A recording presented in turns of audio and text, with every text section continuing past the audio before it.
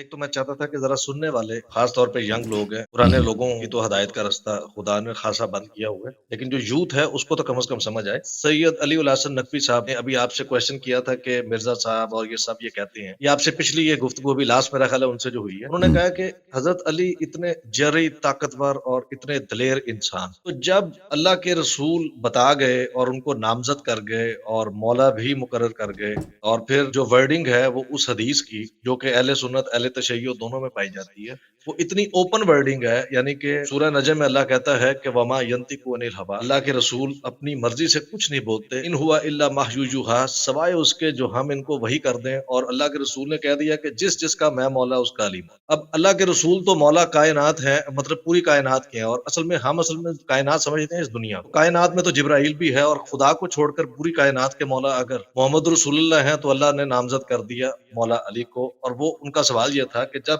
اس سطح پر ان کی نامزدگی ہو گئی تو پھر انہوں نے تلوار کیوں نہ اٹھائی؟ ان کی تلوار کو زنگ لگ گئی تھی، وہ جنگ کرنا بھول گئے تھے؟ یہ ہمارے اہل سنت جتنے بھی ہیں یہ کوشچن اٹھاتے ہیں، اور اس کے بعد آگے جو بچے ہوتے ہیں ان کو بے بس کر دیتے ہیں، کیونکہ ان کو سمجھ نہیں آتی کہ مولا علی جیسا ایک ایسا انسان، یعنی کہ کوئی بھی آج تک ان پر میدان جنگ میں سبقت نہیں لے جا سکتا، عمر بن عبدالود اور مرہب اور اس کے دونوں بھائیوں سمیت۔ تو کیا وجہ بنی کہ ان کو تلوار کے زور پر پھر یہ خلافت کھینچ لینی چاہیے تھی؟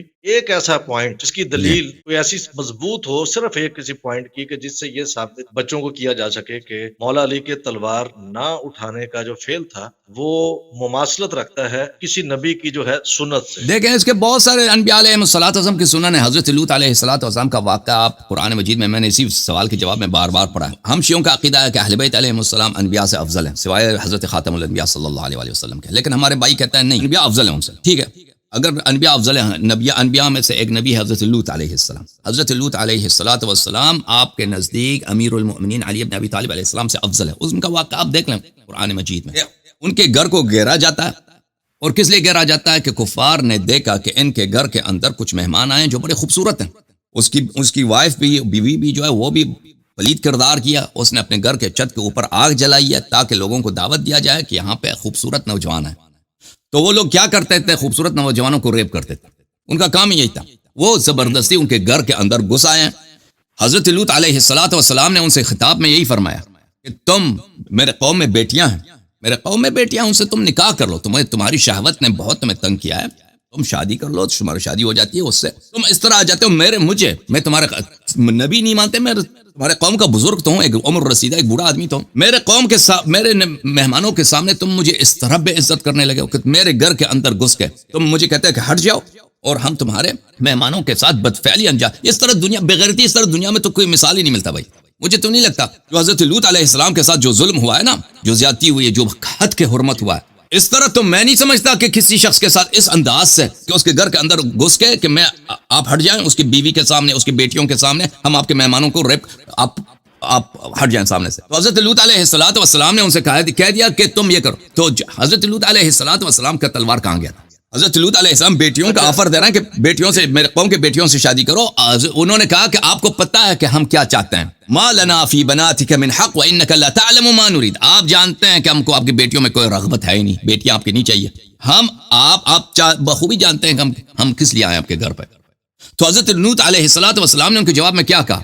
لیت بی قوۃ، اس طرح آیت ہے، قوۃ او آوی الی رکن شدید، کاش میرے پاس سپاہی ہوتے، کاش میرے پاس قدرت ہوتا، کاش میرے پاس انصار ہوتے، یا ایک ایسی جگہ ہوتا، ایسے پناہ گاہ ہوتی کہ وہاں میں پناہ لے کے جاتا۔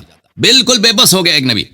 جب یہ نبی ہے، اس کے اتنی اس کو تنگ کیا جاتا ہے کہ اس کے گھر کے اندر لواط کے لیے لوگ آتے ہیں، وہ بھی زبردستی خوبصورت مومن نوجوانوں کے ساتھ، کیونکہ وہ جو ملائکہ تھے وہ مومن نوجوانوں، شریف نوجوانوں کی صورت میں آئے تھے، نورانی شکل تھی ان کی۔ تو حضرت لوط علیہ السلام نے تلوار کو کیا ہو گیا تھا، ان کی شجاعت کو کیا ہو گیا تھا؟ اس کا جواب یہی ہے، لا یکلف اللہ نفسا الا وسعها۔ جب آپ کے پاس کسی بات کے لیے یاور نہیں ہے، انصار نہیں ہے، اگر لڑائی کے لیے آپ کے پاس تیاری نہیں ہے، آپ کے پاس اتنے لوگ آپ کے ساتھ نہیں دیتے، آپ کے مخالفین زیادہ ہیں اور لڑائی کرنے کا فائدہ نہیں ہے، تو وہ اللہ تعالیٰ نے اس کو آپ سے اس تکلیف کو رفع کیا۔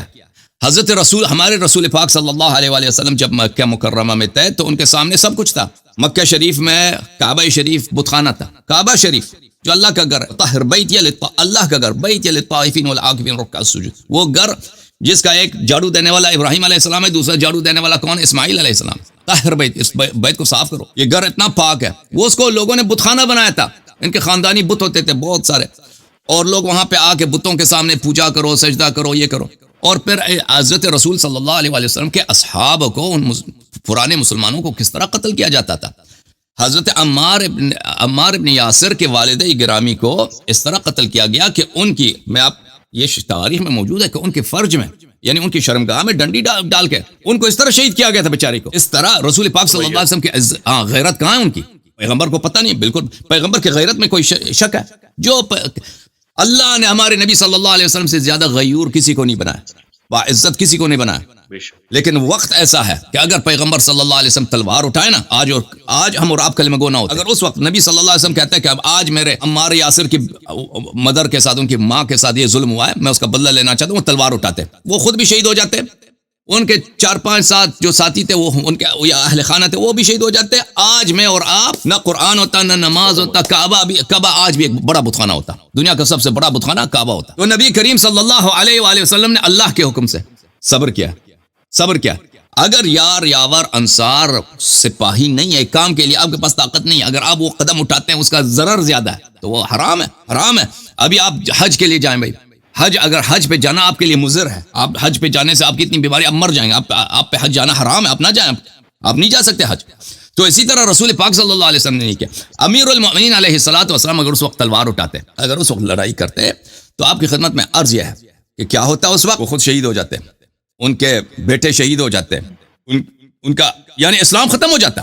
کیونکہ اسلام، ہم دیکھیں مذہب حق میں اسلام منحصر ہے امیر المؤمنین اہل بیت علیہم الصلوۃ والسلام کے مکتب میں، ان کے مذہب میں. اگر یہ اس کا خاتمہ جو ہو جائے تو اسلام کا خاتمہ ہو جائے، پھر اسلام ہی نہ بچتا، پھر کچھ بھی نہ بچتا. اور کوئی پتہ نہیں ہے کہ کتنے لوگ دوبارہ مرتد ہو جاتے، اپنے بتوں کو وغیرہ کا پوجا شروع کرتے. اور اس وقت، اس زمانے میں ایران کا ایک بہت بڑا طاقت تھا، اور اسی طرح شام ایک بہت بڑا طاقت تھا کہ وہ سپر پاور تھے، اور وہ اسی بات پہ تلے ہوئے تھے کہ کسی طرح اس نئے دین کو، جو نئے دین کی جانب سے جو چیلنج آ رہا ہے، یہ جو نیا امپائر بننے والا ہے اسلام کا، اس کو کسی طرح اس کا صفایا کیا جائے. تو اس حالت میں اگر یہاں پہ خانہ جنگی شروع بھی ہوتی نا، پھر ایران والے اگر آ جاتے، فارس والے اگر آ جاتے، وہ تو نہیں کہتے کہ یہ شیعہ یا وہ تو سب کا، وہ تلوار سے وہ سب کا سر قلم کرتے. میں آپ کی خدمت میں ایک چیز دکھانا چاہتا ہوں، یہ بس ایک دو حوالے دکھا دوں. یہ کتاب الطبقات الکبریٰ لابن سعد جلد نمبر 2 ہے.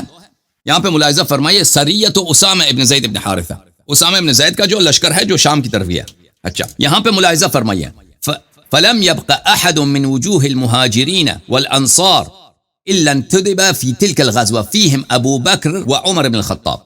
مہاجرین اور انصار کے جتنے بڑے لوگ تھے، وجوہ المہاجر، وجوہ بولتے ہیں جو اکابر ہوتے ہیں، جو صاحب اثر رسوخ لوگ ہوتے ہیں، جتنے بڑے لوگ تھے مہاجرین انصار، ان سب کو حکم دیا گیا کہ لشکر اسامہ میں شامل ہو جاؤ. ان میں کون شامل تھا؟ ان میں ابو بکر بھی ہیں، عمر بھی ہیں. یہ نص الفاظ ہیں. اس کے علاوہ ملاحظہ فرمائیے پھر صفحہ نمبر 249 میں، حدثنا عبد الوهاب بن عطاء العجلی عن اخبرنا العمری النافع عن ابن عمر. ابن عمر صاحب فرماتے ہیں ان النبی صلی اللہ علیہ وآلہ وسلم بعث سریۃ، نبی صلی اللہ علیہ وسلم نے ایک لشکر بھیجا، فیہم ابو بکر و عمر واستعمل علیہم زید ابن اسامہ ابن زید. اس میں ابو بکر عمر شامل تھے، اور اس کا سردار کون تھا اس لشکر کا؟ اسامہ ابن زید. اس کے علاوہ بھی بہت سارے ہمارے پاس موجود ہیں ریفرنسز کہ ابو بکر عمر کا تو کسی میں اس میں خلاف ہی نہیں ہے کہ عمر شامل تھا لشکر اسامہ میں. ابو بکر کے متعلق کہ ابو بکر بھی اس لشکر میں ایک سپاہی کے حیثیت سے، اس کا سردار، اس کا جنرل، 15 سالہ ایک لڑکا ہے. اور یہ رسول پاک صلی اللہ علیہ وآلہ وسلم اپنے حکم کو جانتے ہیں کہ انہوں نے، دیکھیں عزیز، یہ بہت بڑی بے عزتی کی ہے پیغمبر صلی اللہ علیہ وآلہ وسلم نے اپنے آخری ایام میں بڑے بڑے صحابہ کی. اور یہ کس لیے کیا ہے؟ یہ کس لیے کیا ہے عزیزو؟ اس کی واضح دلیل یہی ہے کہ رسول پاک صلی اللہ علیہ وسلم چاہتے تھے کہ اپنی امت کو آخر تک بتائیں کہ دیکھو، ان کی اگر یہ ایک لشکر کی قیادت کی اہلیت نہیں رکھتے تو یہ کیسے امت کی خلافت کی قیادت رکھتے ہیں میرے نزدیک. تو یہ پوری امت کے پتہ ہونا چاہیے. یہ رسول پاک صلی اللہ علیہ وسلم کا یہ فعل شریف، یہ عمل کہ انہوں نے اسامہ کو ابو بکر، عمر اور جتنے سینئر صحابہ تھے ان کا سردار بنایا ہے، اس کا ایک واضح، اس کی ایک واضح حکمت عملی ہے. ہم اور آپ کے لیے پیغام ہے. جی سر بولیں ہم. اچھا سر، اس طرح ہے نا کہ دیکھیں جیسے اب آپ نے حضرت لوط کا ایک واقعہ بتایا، وہ تو تھا، چلیں وہ آگے لواطت کے لیے، ایک بڑے برے فعل کے لیے، ایک ایسے کام کے لیے کہ مطلب جو برا سمجھا جاتا ہے، لیکن یہ آج تک کوئی بھی عالم دین ابھی حضرت ہارون کے اوپر اعتراض نہیں کیا. جب بالکل. موسیٰ علیہ السلام سورہ اعراف میں ہے غالباً کوئی 140 پلس آیتوں کے بعد میرا خیال آتا ہے کہ یا 43 میں آتا ہے کہیں پر، اس سے آنورڈ 43 سے 48 تک کے بیچ میں ہے کہ جب وہ تشریف لے گئے 30 روز کے لیے اور ان کو 40 روز ہو گئے اور پیچھے سامری نے بچڑا بنا دیا، یعنی کہ ہارون علیہ السلام کے سامنے جو کہ پیغمبر ہیں ان کے سامنے شرک شروع ہو گیا. ٹھیک ہے، جی بالکل. اور انہوں نے تلوار نہیں اٹھائی ان مشرکوں کے خلاف کہ یہ تم نے نبی اللہ کا دین کیسے بدل دیا، جبکہ ہارون علیہ السلام کی نبوت جو تھی وہ بوسیلہ اور ریکویسٹ پر تھی حضرت موسیٰ علیہ السلام کے، جیسے سورہ طٰہٰ میں آتا ہے. انہوں نے کہا یہ کام مشکل ہے تو میرا ذرا شریک مددگار کریں، اور میرے گھر کے اندر سے میرے اہل بیت ایک مددگار میرا کریں، میرا بھائی. اور جب شریک کیا تو پھر ان کو نبی بھی بنا دیا گیا. بیسیکلی تو اللہ نے چنا تھا موسیٰ علیہ السلام کو، اور موسیٰ علیہ السلام نے جب سختی بیان کی کہ یہ کام بڑا مشکل ہے تو میرا مددگار بنائے تو ہارون بنے. ہارون نے پیچھے تلوار نہیں اٹھائی، اور آج تک کسی نے ہارون علیہ السلام پر اعتراض نہیں کیا کہ شرک شروع ہو گیا. تو ہارون علیہ السلام پر تو حجت تھی کہ اب تلوار اٹھاتے اور شرک کا کلا کماتے. بالکل. لیکن علی کو یہ نبیوں سے اوپر تو نہیں مانتے، لیکن مواخذہ یہ ان کا نبیوں سے اوپر کرنا چاہتے ہیں، انبیاء علیہ بالکل السلام. بالکل آپ صحیح فرما رہے ہیں میرے عزیز میرے بھائی. قرآن مجید میں حضرت موسیٰ علیہ السلام اور حضرت ہارون علیہ السلام کے متعلق یہ تو کئی مقامات پر ہے ان کی کہانی. اور اہل بیت علیہ السلام، خود امیر المؤمنین علیہ السلام نے بھی انہی واقعات سے استشہاد کیا. ان سے جب پوچھا گیا تھا کہ آپ نے تلوار کیوں نہیں اٹھایا، انہوں نے بہت سارے انبیاء علیہ السلام کے واقعات سنا دیے. ایک میں سے یہی ہے حضرت لوط علیہ السلام کا، اور پھر حضرت ہارون علیہ السلام کا، کہ حضرت ہارون علیہ السلام حضرت موسیٰ علیہ السلام 30 دن کے لیے گئے تھے بھائی. اس میں 10 دن کا اضافہ ہوا، 40 دن ہو گئے. 10 دن بڑھ گئے 40 دن. قوم نے کیا کیا؟ ان کے جانے کے بعد بنی اسرائیل جو سب سادات تھے، یعنی اس زمانے میں سب بنی اسرائیل، یعنی سب یعقوب کے بیٹے، سب یعقوب علیہ السلام کے اولاد ہیں. صحابہ سب انبیاء کے اولاد میں سے نہیں ہیں، لیکن یہ سب انبیاء کے اولاد میں سے تھے، اور یہ سب موسیٰ علیہ السلام کے آنے سے پہلے مسلمان تھے. بنی اسرائیل اس طرح نہیں ہے کہ موسیٰ علیہ السلام نے ان کو بت پرستی سے نکال کے ان کو مومن بنایا، یہ پہلے سے مسلمان تھے، بس یہ غلام وغیرہ تھے فرعون کے. تو حضرت موسیٰ علیہ السلام نیا شریعت لے کے آئے. حضرت ابراہیم علیہ السلام کی شریعت کو انہوں نے نسخ فرمایا، اور بہت بڑے بڑے معجزات کے ساتھ. کتنے معجزات، آیات بینات جو اللہ نے حضرت موسیٰ علیہ السلام کو دیے ہیں، کم کسی نبی کو دیے ہیں. ہمارے نبی صلی اللہ علیہ وسلم کو ان سے زیادہ دیے ہیں، لیکن بقیہ انبیاء میں حضرت موسیٰ علیہ السلام کے جو معجزات ہیں وہ بہت ہی شاندار ہیں. اچھا، قرآن مجید کے آیات ملاحظہ فرمائیے میرے محترم ناظرین. سورہ مبارکہ اعراف میں اعوذ باللہ من الشیطان الرجیم ولما رجع موسیٰ الى قومه غضبان اسفا قال بئس ما خلفتمونی من بعدی. حضرت موسیٰ علیہ السلام غضب کے حالت میں اور غصے کے حالت میں اور غم کے حالت میں، حسرت کے حالت کہ قوم میں نے کیا کیا، قوم بت پرست ہو گئی ہے. قوم وہ بھی بت، کیسا بت؟ بچڑا، ایک بچڑے کی عبادت شروع کیا. عجلتم امر ربکم، تم اللہ کے عذاب کو، تمہیں زیادہ پسند ہے کہ تم پہ اللہ کے عذاب نازل ہو جائے. وَأَلْقَى الْأَلْوَاحَ وَأَخَذَ بِرَأْسِ أَخِيهِ يَجُرُّهُ إِلَيْهِ. الواح جو اللہ نے ان کو دیے تھے، الواح ان کو زمین پہ ڈال دیے، اپنے بھائی کے سر کو پیار میں محبت میں لیا، اپنے آغوش میں کھینچ کے اپنے آغوش میں لے لیا. قال يَا ابْنَ أُمَّ إِنَّ الْقَوْمَ اسْتَضْعَفُونِي وَكَادُوا يَقْتُلُونَنِي. حضرت ہارون علیہ السلام نے کہا کہ اے میرے بھائی، ان القوم استضعفونی، میں اس قوم میں بڑا کمزور بن گیا تھا، اس قوم نے مجھے بڑا کمزور سمجھا اور میں اکیلا تھا، میرا ساتھ کوئی نہیں تھا. وقادوا یقتلون، یہ مجھے قتل کرنے لگے تھے، میں نے اس لیے تلوار نہیں اٹھایا. اگر میں تلوار اٹھاتا تو میں قتل ہو جاتا. فلا تشمت بی الاعداء ولا تجعلنی مع القوم الظالمین. یہ جو ہے کہ یہ اس کا مطلب یہ ہے کہ حضرت ہارون علیہ السلام کو، یہ مخالفین کے بھی حدیث میں ہے کہ جب اس کو گلے سے پیار سے اور ان کی دلداری کے لیے اپنے بھائی کو آغوش میں لیا تھا، تو دور سے وہ جو ان کے دشمن تھے وہ یہ کہہ سکتے تھے کہ یہ اپنے بھائی کو مار رہا ہے، دیکھو اس نے بھائی کی توہین کر رہا ہے، اس کو کھینچ رہا ہے. تو انہوں نے فرمایا کس طرح مجھے نہ کھینچیں. وہ لوگ کیا کریں گے؟ وہ لوگ پروپیگنڈا کریں گے کہ بھائی دیکھو موسیٰ علیہ السلام اپنے بھائی سے غصہ ہے، اپنے بھائی کو مارنے لگے. قال رب اغفر لي ولأخي وأدخلنا في رحمتك وأنت أرحم الراحمين. إن الذين اتخذوا العجل سينالهم غضب من ربهم وذلة في الحياة الدنيا وكذلك نجزي المفترين. جن لوگوں نے بچڑے کو، لوہے کا سونے چاندی کا بچڑا تھا، انہوں نے ان کو اپنا خدا بنایا، اللہ کی جانب سے ان پہ غضب آئے گا اور وہ دنیا میں، حیات دنیا میں ذلیل ہوں گے. وَكَذَلِكَ نَجْزِي الْمُفْتَرِينَ، ہم اسی طرح جھوٹوں کو عذاب دیں گے. میرے محترم ناظرین، کہنے کا مقصد یہ ہے کہ حضرت ہارون علیہ السلام نے تلوار نہیں اٹھایا. اگر آج کوئی مسلمان کہہ دینا کہ ہارون کمزور تھے، ہارون کو مثلا وہ سامری کے یا ہارون سامری کے خدائی سے، سامری کا جو بچڑا ہے اس کی خدائی پہ راضی ہو گئے تھے، یہ سب کفر ہے. کوئی نہیں کہہ سکتا. ہارون علیہ السلام کے کردار پہ آپ ذرہ بھی انگلی اٹھائے نا، آپ دین سے مرتد خارج ہو جائیں گے. آپ نہیں کہہ سکیں کہ ہارون تو پھر تو اس کے جو سامری کے جو ادعا ہے وہ صحیح ہے، یا بچڑا کی خدائی صحیح ہے، یا حضرت ہارون علیہ السلام، اگر یہ صحیح نہیں ہے تو حضرت ہارون کی تلوار کو کیا زنگ لگا تھا، اس کی بہادری کو کیا ہوا تھا؟ یہ جو بھی آپ سوال کریں گے حضرت ہارون علیہ السلام پہ، یہ اب جو بھی اس طرح کا سوال کرے گا، اس سوال کرتے ہی وہ کافر ہو جائے گا، وہ دین سے خارج ہو جائے. کیوں؟ کیونکہ وہ ہارون علیہ السلام معصوم ہے، ان کا عرفیل صحیح ہے، گرچہ انہوں نے کیا کیا ہے، ایک بچڑے کی عبادت، اب ان کی قوم ایک بچڑے کی عبادت کر رہے ہیں، ان کے خلاف انہوں نے تلوار نہیں اٹھایا. ٹھیک ہے نا؟ اسی طرح امیر المؤمنین علیہ السلام کیوں، اور حضرت ہارون علیہ السلام نے خود بتایا کہ میں نے کیوں تلوار نہیں اٹھایا، بتایا کہ میرے پاس ساتھی نہیں تھے، استضعفونی وکادوا یقتلونی، میں کمزور تھا،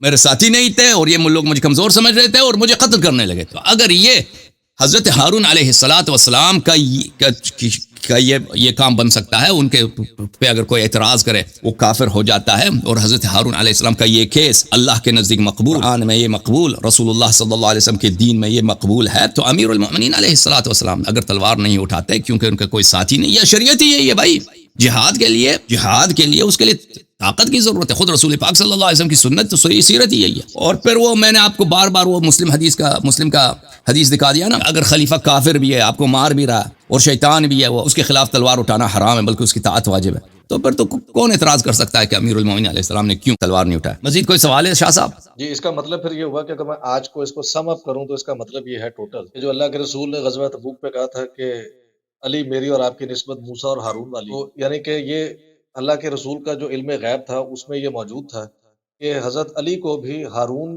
علیہ السلام کی طرح ہی ریئیکٹ کرنا، اور علی علیہ السلام کا تلوار نہ اٹھانا اس بات کو ثابت نہیں کرتا کہ وہ اس پر راضی تھے، بلکہ وہ فعل ہارون علیہ السلام کی طرف. یہ اس کا بالکل مطلب ہے شارٹ. بالکل صحیح فرمانا، بالکل صحیح فرمایا. انت منی بمنزلت ہارون من موسیٰ، اس کے کئی معنی ہیں، ان میں سے جو شباہتیں ہیں موسیٰ اور ہارون اور پیغمبر صلی اللہ علیہ وسلم اور ان کے بھائی علی علیہ السلام کے درمیان جو شباہتیں ہیں، نسبت ہے، ان میں سے ایک یہی ہے کہ موسیٰ علیہ السلام کے جانے کے فوراً بعد قوم کیا بنی؟ بچڑا پرست، بت پرست، بچڑا پرست، دین سے مرتد، سنت سے خارج، دین سے خارج. ٹھیک ہے نا؟ اسی لیے پھر اللہ کے رسول کو ان کے پتہ چلا کہ حوض کوثر پر جو اصحاب لائے جائیں گے تو یہ انہوں نے دین بدل. بالکل حضرت موسیٰ علیہ السلام،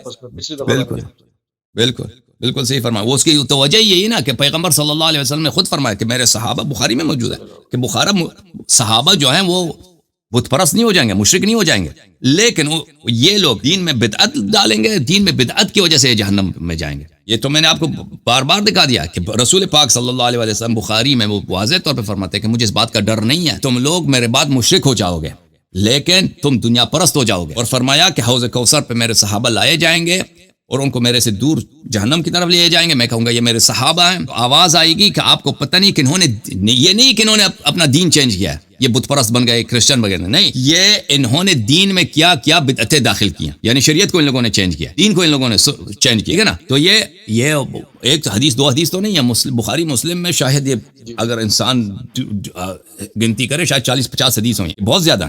بالکل صحیح ہو گیا. بہت شکریہ آپ کے وقت. اللہ آپ کو جزائے خیر دے شاہ صاحب، اللہ آپ کو عزت دے. ساری بڑی گفتگو. تھینک یو سر، بہت مہربانی. سلام پہنچا دیجیے ہمارے دوست کو، علی بھائی کو. جی انشاءاللہ. ان سے کہہ دینا، ان کا ساتھی ہے انجینئر صاحب کا، وہ انجینئر کو پکڑ کے لے گیا ہے نا کسی دن کوئی سیشن بنا دے. میں کر رہا ہوں کہ انجینئر صاحب بھی کوئی ایسا پروگرام شروع کریں نا جن میں ہم ان سے اچانک کچھ سوال کر سکیں، کیونکہ مجھے ان کی علمیت پہ شک نہیں ہے، پتہ نہیں وہ کیوں نہیں چاہتے ہیں کہ وہ بھی اس طرح کا ایک لائیو سیشن کریں، اور تاکہ زیادہ سے زیادہ لوگوں تک یہ بات پہنچے کہ اصل مسئلہ تھا کیا. اس کی وجہ یہ ہے کہ شیعہ آئیں گے، جب شیعہ آئیں گے سوال کریں گے نا تو پھر وہ پھنس جائیں گے. وہ آپ لوگ جو مخالفین ہیں نا ان کو جواب تو دیں گے. ہاں، جو شیعہ آئیں گے، آپ جیسے لوگ سوال کریں گے یا شیعہ لوگ سوال کریں گے نا، اسی لیے میں نہیں سمجھتا کہ مخالفین کا کوئی ایسا پروگرام ہے کہ وہ عام لوگوں کو کے سوالات کے جواب دیتے ہیں، بالخصوص عقائد حلال حرام پہ تو دیں گے، لائیو سیشن رکھیں گے، ہاں، کہ وہ نماز وضو وغیرہ، لیکن اس پہ عقائد پہ نہیں رکھیں گے، خصوصاً مسئلہ خلافت، امامت، ان مسائل پہ. بہت مہربانی آغا صاحب، تھینک یو سر، اللہ آپ کو عزت دے. شاہ صاحب اللہ آپ کو زندگی سلامتی. Thank you.